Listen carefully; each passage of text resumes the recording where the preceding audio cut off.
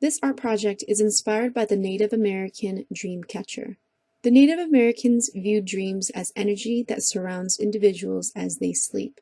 The energy produces visions in the person and are typically referred to as good dreams or bad dreams. And depending on the dream, the result can have a positive or negative impact on a person's life. Dream catchers were constructed to prevent the bad dreams from affecting the person while capturing the good dreams and channeling that energy into the person's life. These dream catchers were often made by the women elders in the tribe to control the energy that surrounded the children as they slept. To make a dream catcher, a hoop is created from fresh wood such as willow. Deer sinew or waxed or colored thread is woven around with careful attention to leave a hole in the middle. The hole allows the good dreams to pass through, while the other webbed areas hold bad dreams, where they are burned up in the light of day. Traditionally, a dream catcher is decorated with sacred items, such as certain feathers or beads. Feathers represents breath, or air, which is essential for life. This is the dream catcher we're creating in this art project. Here are the materials that we need. First, we need to create the loop. If you have a compass, go ahead and use the compass. Here I have just a simple plate to create that round top. I'm playing around with a variety of tracers to see what my dream catcher might look like. I'm going to create a dream catcher with 2 loops, and you can do it however you like. This is just one way to do it. Once you're happy with the loop placement, trace in your circles. Next, using a black marker, give it a good outline. With our first set of lines, we need to create another one to create the ring. So I'm just taking other tracers to create my ring. You can always freehand it. Now we can decorate the inside. I'm taking another tracer to create the circle in the middle. This is where the good dreams go through. Next, using a ruler or a straight edge, divide this circle into 16 parts.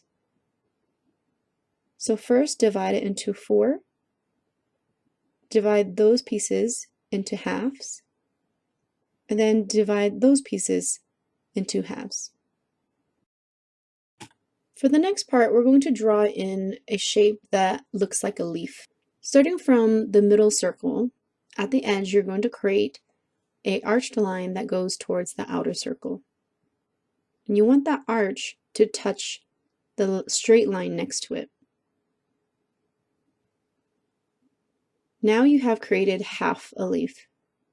And now you need to create the other half of the leaf on the right side here with another arched line. Your curved lines should touch the straight line. So every 2 sections you would have 1 leaf. So you want to do that all the way around. And at the end you should have 8 leaves. Now I'm adding a few other lines in each section to just make it more intricate. Here I'm going to add these V lines between each 2 leaves. You can pretty much add any type of lines that you want, just as long as they all connect to one another. And now I'm adding the V line that's a little bit closer to the center, right on the leaves. And again, you can make any lines that you want. I'm just making this as I go. Whatever comes in my mind, I just draw that line and make my design and go around the circle. After you have all your pencil lines in, give it a nice outline with that black marker. Be patient and go slowly so you can have those nice smooth lines. And then of course you can make some of your lines darker than others. Then afterwards, go ahead and erase all the pencil lines that you have.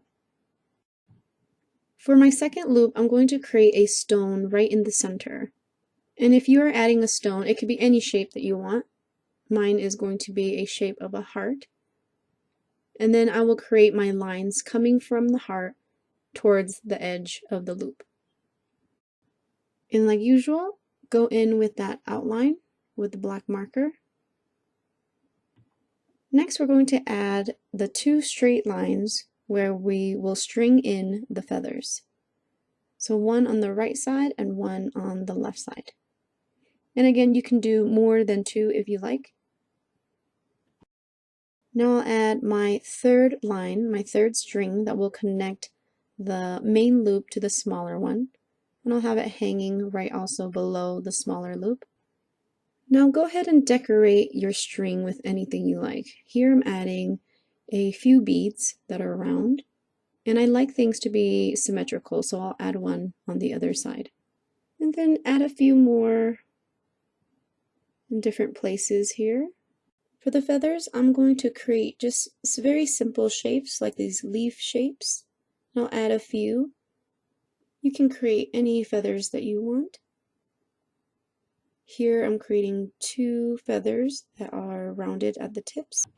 Next, of course, go in with your marker. Here I'm just making the strings and outlining the rest of the pencil lines. And I'm also adding some lines within the feathers to give it a little bit more detail. And afterwards, just use your eraser to just clean up all the pencil lines. The last part is to add color to your dream catcher. You can use any colors you want, any medium that you want. After adding in all the colors, I decided to create some of these knots within my loop. And I'm just doing the little spots right where the intersecting lines are. And I'm not doing all of them. And then I also added some phrase of feathers by just adding some of these lines here. Finally, here it is, what it looks like at the end. I know yours might look a little different than mine, and that's okay too. Thanks for watching, and I'll see you next time. Bye.